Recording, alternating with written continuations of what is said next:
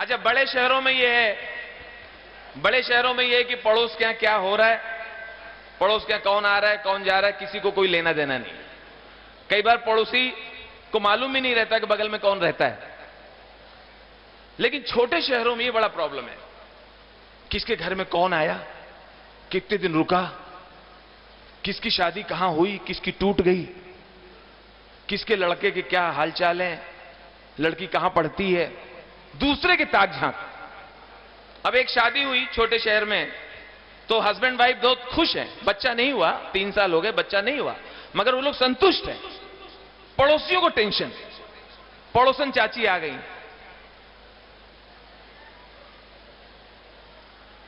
अरे भैया कुछ नहीं हुआ, कितने साल हुए गए, 3 साल, कुछ नहीं। फिर भैया वंश कैसे आगे बढ़ी, वंश तो बढ़े चाहिए। दूसरी आ गई, 3 साल शादी खो गए, कोई अब खुशखबरी नहीं, सदिये की है तो वंश तो बढ़ावे का चाहिए। हैरानी तो तब वो जो जनगणना वाले आए, वो भी समझा के गए, उनका क्या लेना देना, वो भी समझा गए, नहीं नहीं देखिए अब घर में खुशियां तो होती हैं, वंश तो वंश तो बढ़ना चाहिए। अरे हम लोग खुश हैं भैया, आप इधर आइए, इधर माता जी इधर आइए, आप कहां से आई हो, कहां रहती हो, बगल। माता जी हम लोग खुश हैं, हमें कोई परेशानी नहीं है, हम लोग संतुष्ट हैं, 125 करोड़ लोग हैं इस देश में, वंश कैसे बढ़ेगा, वंश कैसे बढ़ेगा, क्या जो आने वाला आएगा अगर मैं वंश बढ़ाऊं तो क्या क्या गारंटी है कि सब लोग उससे बहुत खुश होंगे, वो बहुत सफल होगा, वो बहुत देश के लिए अच्छा सोचेगा। वंश तो राजीव गांधी ने भी बढ़ाया था।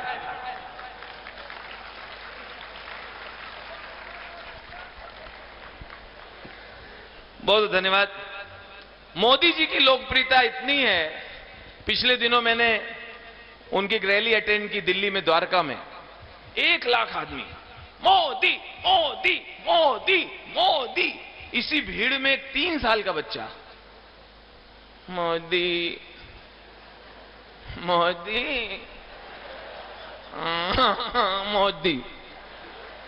मैंने उसकी मां से कहा, देखिए भाभी जी क्या लोकप्रियता है, 3 साल का बच्चा मोदी मोदी। बोले भैया चुप रहो, जबरदस्ती बात मत करो, चिढ़ाओ मत, ध्यान से सुनो, वो कह रहा गोदी, तुम्हें लेना पड़े तो पता चले 27 किलो का है, इसके साथ जो पैदा हुए तो सब लंबे हो गए, ये खा खा के गमला हुआ जा रहा।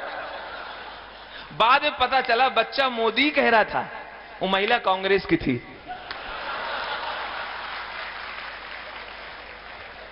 पिछले दिनों चाइना के राष्ट्रपति आए थे और सीधा अहमदाबाद उतरे। अहमदाबाद में चाइना के राष्ट्रपति, नाम मालूम नहीं इन लोगों का, तो जो नाम रख दो लोग मान लेते हैं, शिंगपिंग ठंग, शिंगपिंग बेढंग।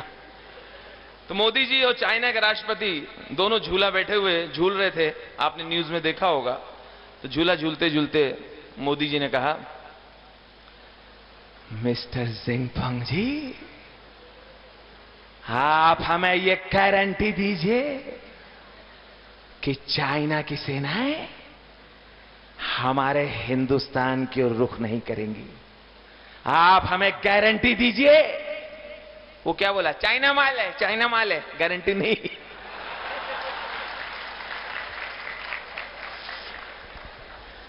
अभी एक सच्चा किस्सा है, आपने भी न्यूज में देखा होगा, समाचार में, बिहार चुनाव के दौरान लालू जी के ऊपर पंखा गिर गया था, पंखा गिर गया था। तो उस पे मैंने, और हैरानी मुझे तब हुई जब पंखा गिरने का उन्होंने जिम्मेदार बीजेपी को ठहराया था, तब मुझे विषय मिला कि इस पे कुछ बनाना चाहिए। लालू जी को पंखा गिरा तो लालू जी बोले, ये जो पंखा गिरा है ये नरेंद्र मोदी गिरा है, अमित शाह बांधा है, तभी पंखा गिरने से पहले हमको ढूंढता रहा, जब देखा यही ललवा मेरे कपारे पे गिरा। पंखा गिरा वो दुख नहीं है, दुख ये हथुआ पे गिरा है, अगर जोर से लग जाता तो हमारा तो नाम है उल्टा हो जाता, लालू से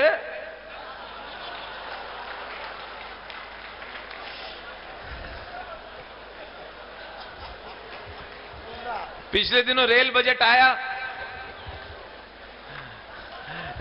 आया, तो एक डिबेट हो रही थी रेल के ऊपर। सुरेश प्रभु जी भी बैठे हुए थे, मुझे भी माइक मिला।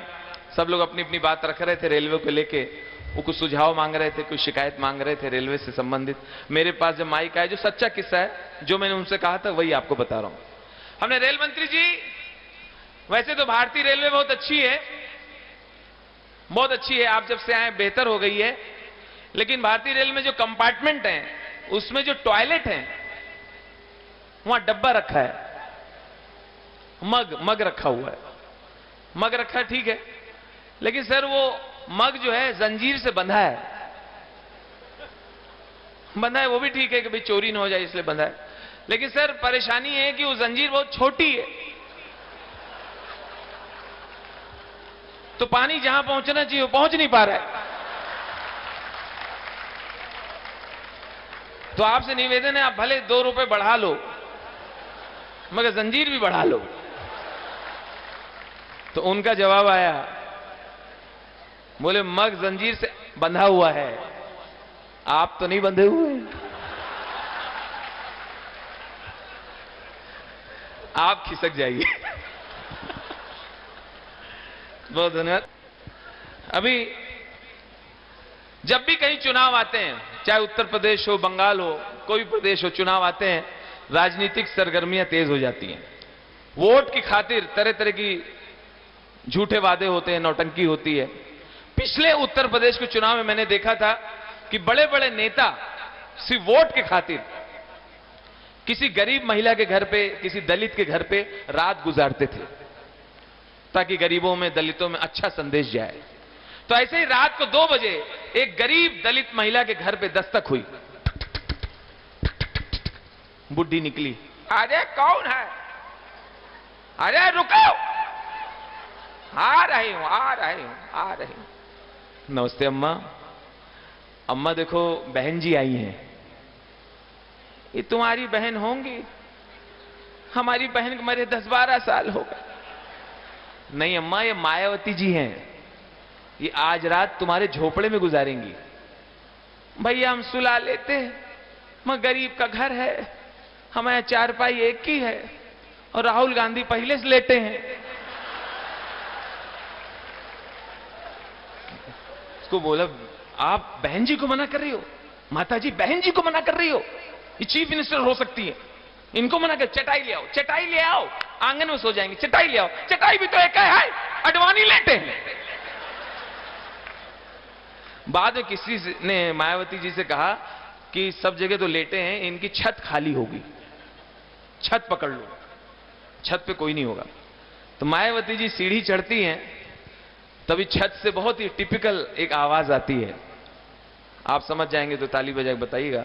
जैसे मायावती सीढ़ी चढ़ती है, छत से आवाज आती है, उत्ता पय समाजवादी पाए पकह पय हो।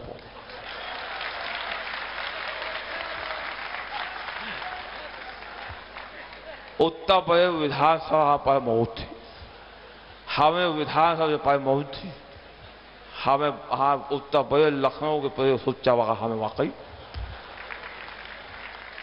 हवा अखेर हमारा इलाका अखेर उत्तर प्रदेश काम का उत्तर प्रदेश की सुच्चा का उत्तर प्रदेश जितनी जनसंख्या हवा पाए हम बहुत कम कोई।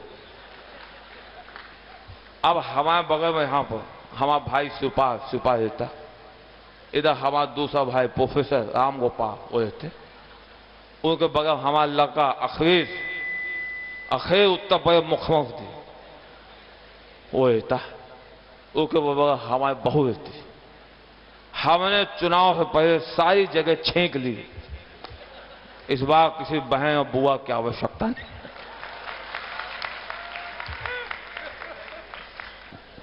बहुत शुक्रिया। एक दर्द मैं अपने एक आइटम में प्रस्तुत करूंगा और फिर आपसे आशीर्वाद लेके इजाजत लूंगा। कंगारू।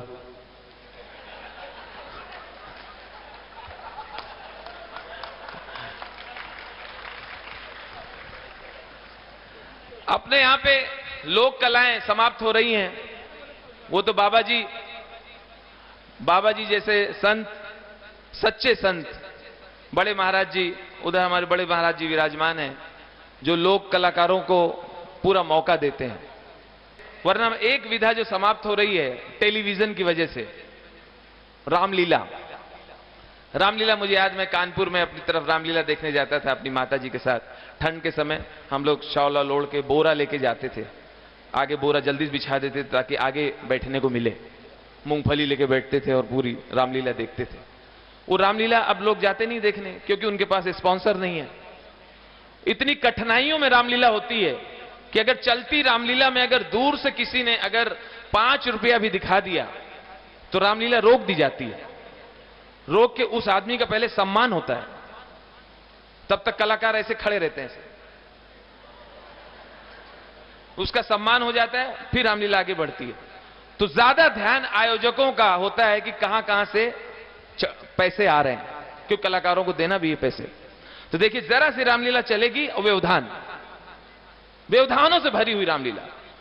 इसमें हास्य तो है लेकिन दर्द भी है मेरा।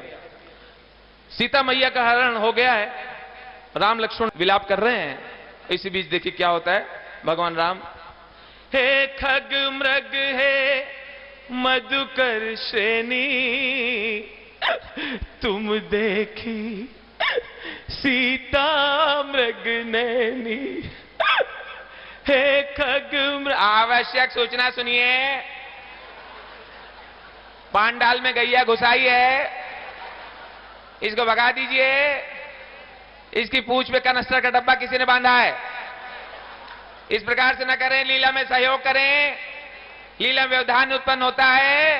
प्रेम से बोलिए सियावर रामचंद्र की। हे खग मृग है मधुकर श्रेणी, आवश्यक सूचना सुनिए। अभी जब आरती की थाली घुमाई गई थी, कुछ लोगों ने उसमें खोटे सिक्के डाल के अच्छे सिक्के उठा लिए हैं। इस प्रकार की कार्यवाही ना करें।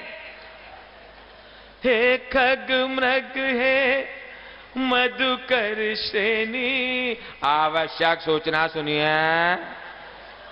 परसों रावण जलाया जाएगा, बच्चों को दूर रखें, बुजुर्ग नजदीक जा सकते हैं। हे खग मृग है मधुकर श्रेणी, आवश्यक सूचना सुनिए। पिछले वर्ष जब रावण जल रहा था, किसी कमीने ने फायर ब्रिगेड को फोन कर दिया, वो लोग आकर आग को बुझा गए थे। इस प्रकार की कार्रवाई लेकर लीला में सहयोग करें। बोले सेवर रामचंद्र की। हे खग मृग है मधुकर से। अच्छा, इनके रामलीला के बीच में बत्ती जरूर जाती है। मेरे इस प्रोग्राम के बाद आप जरूर अपनी तरफ से जब भी ऐसा हो रसीद जरूर फड़वाएं और समय दें। तो देखिए, अब वहां पे इनके रामलीला में जनरेटर नहीं होता। जनरेटर नहीं होता तो बत्ती जाती है। बत्ती जाती है तो बत्ती आधी चौपाई लेके जाती है। किस तरह बत्ती जाती है? हे खग मृग है मधुकर श्रेणी। लाइट चली गई। अब स्टेज के पीछे वहां अफरा तफरी में। एक सेकंड भैया, एक सेकंड यहां खड़े रहो। एक सेकंड, अरे यार कौन घुस रहा है इधर? भैया चीफ साहब, चीफ दरोगा जी, यहाँ 2 कांस्टेबल खड़े कर दो, इधर लौंडे घुस रहे हैं। एक सेकंड, अरे रावण मुकुट संभालो, लौंडे लेके भाग रहे हैं यार। सीता बीड़ी फेंको, इधर बैठो। एक सेकंड, अब इतने में बत्ती आ गई। बत्ती आ गई तो ये लोग इतने सीधे होते हैं, सिंपल होते हैं, जो बात छुपानी चाहिए वो बता देते हैं। बंधुओं, मैं रामलीला कमेटी का अध्यक्ष बोल रहा हूं। अभी जब बत्ती गई थी तो कुछ लोगों ने मुझे 2 झापड़ मारे।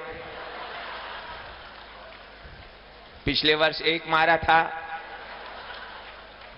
इस प्रकार से कार्यवाही बर्दाश्त ना होगी। लीला में सहयोग करें। पीछे थाली में पैसे गिने गए, चढ़ावा देखा गया, रसीद देखी गई तो बहुत कम थे।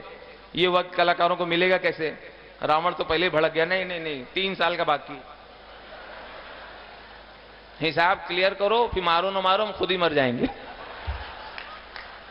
अब हुआ कि पैसे आ नहीं रहे, क्या करें? किसी ने कहा कि फिल्मी गाना बजाओ, फिल्मी गाना बजाओ, लोग पैसे देंगे। बोला मरवाओगे रामलीला में फिल्मी गाना कैसे? बंद करवाओगे? परमिशन भी नहीं मिलेगी अगली बार। अरे यार, रावण का दरबार लगा दो ना, रावण तो देख सकता है ना, रावण पापी है। रावण को जगाया, उठो उठो, तुम्हारा नंबर आ गया। अच्छा, मुकुट उकुट पहन के आया। मैं लंकेश, मैं ही ब्रह्मा, मैं विष्णु, मैं महेश। मन अप्रसन्न हो रहा है, नर्तकी प्रस्तुत की जाए। जब छाए मेरा जादू कोई बच न पाए, मुझसे तुम टकराना ना, आके यहाँ पछताना ना। 11,000 रुपए का पुरस्कार यहाँ के विधायक की तरफ से, 51,000 रुपए पुरस्कार यहाँ के सांसद की तरफ से। अब लीला यही समाप्त होती।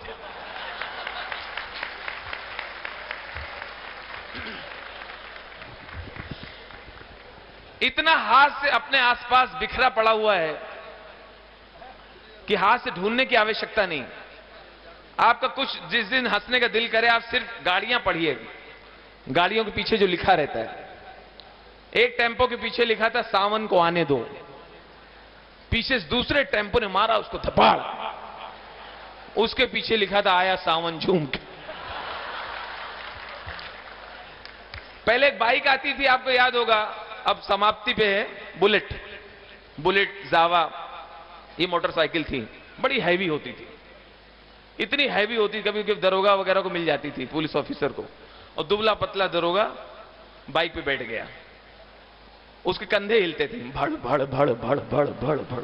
लेकिन बुलेट की खास बात यह थी, बुलेट कभी चोरी नहीं होती थी, क्योंकि छोटा मोटा चोर स्टैंड से उतार ही नहीं पाता था, और किसी ने अगर उतार लिया तो बुलेट ही उसके गले पड़ जाती थी। हाँ ले चल, ले चल, हाँ ले चल। चोर कहता था रहने दो, गलती से उतार।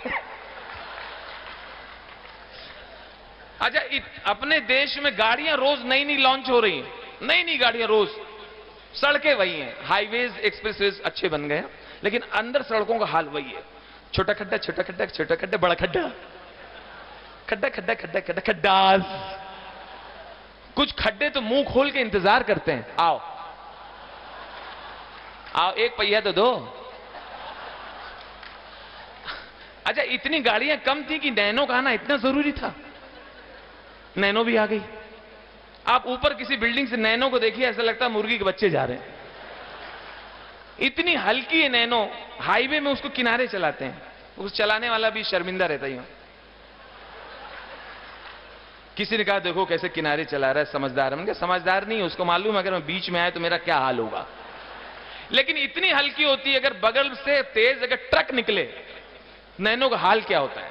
नैनो जा रही, ट्रक निकला, तो नैनो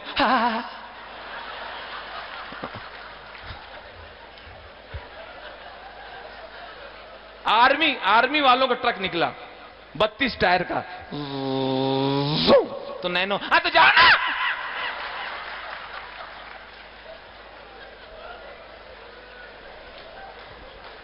ये कार्यक्रम होते रहते हैं, चलते रहते हैं, और यहां पे विराम इसलिए लूंगा क्योंकि कार्यक्रम बहुत देर से चल रहा है और आप लोग बहुत समय से बैठे हैं। ये प्यार और आशीर्वाद देने के लिए बहुत बहुत धन्यवाद, बहुत मेहरबानी। एक बार जोरदार तालियों से राजू श्रीवास्तव जी को बधाई दें। उनकी श्रद्धा महाराष्ट्र के प्रति उनको यहां लेकर आई, उनकी आस्था और महाराष्ट्र का स्नेह प्रेम निश्चित रूप से आपने अनुभव किया। मित्रों, क्योंकि हमारे आदरणीय वेद प्रताप वैदिक जी जो प्रसिद्ध पत्रकार और साहित्यकार हैं, हिंदी के विद्वान हैं, वो इस मंच पर विराजमान हैं। मैं उनको सादर आमंत्रित कर रहा हूं। वैदिक जी 2 शब्द बोल दो। एक बार जोरदार तालियां हमारे वैदिक जी के लिए। ये न ओज के कवि हैं, न ये हास्य कवि हैं, लेकिन एक बात आपने देखी होगी, बहुत से लोग बोले बाबा जी राजू श्रीवास्तव वो तो बवाल है, आपने यहां कुंभ में बुला लिया। अरे मैंने कहा वो बवाल नहीं वो कमाल है। बहुत बहुत अच्छा आपने आज प्रस्तुति दी और किसी भी तरह का कि कोई शिकायत का मौका नहीं दिया, क्योंकि ये सच कह रहे हैं, क्योंकि आज शिखा ने इनकी शिखा बांध रखी है। तो इनकी धर्मपत्नी शिखा है और बहुत ही सुशील, बहुत ही एक आदर्श महिला है वो। एक बार उनका भी बहुत बहुत अभिनंदन है। आदरणीय वैदिक जी आशीर्वाद के दो शब्द कहेंगे। बड़े विद्वान और बड़े हमारे देश के गौरव हैं। एक बार जोरदार तालियां हमारे आदरणीय वैदिक जी के लिए और आशीर्वाद के दो शब्द सबको संबोधित करें। आदरणीय स्वामी जी महाराज, बड़े स्वामी जी महाराज, सभी सन्यासीगण को बहुत ही विनम्रतापूर्ण प्रणाम करता हूं और मेरे उपस्थित कलाकार बंधुओं, ऐसे अद्भुत काव्य पाठ करने वाले और राजू श्रीवास्तव जी से तो पुराना परिचय है, लेकिन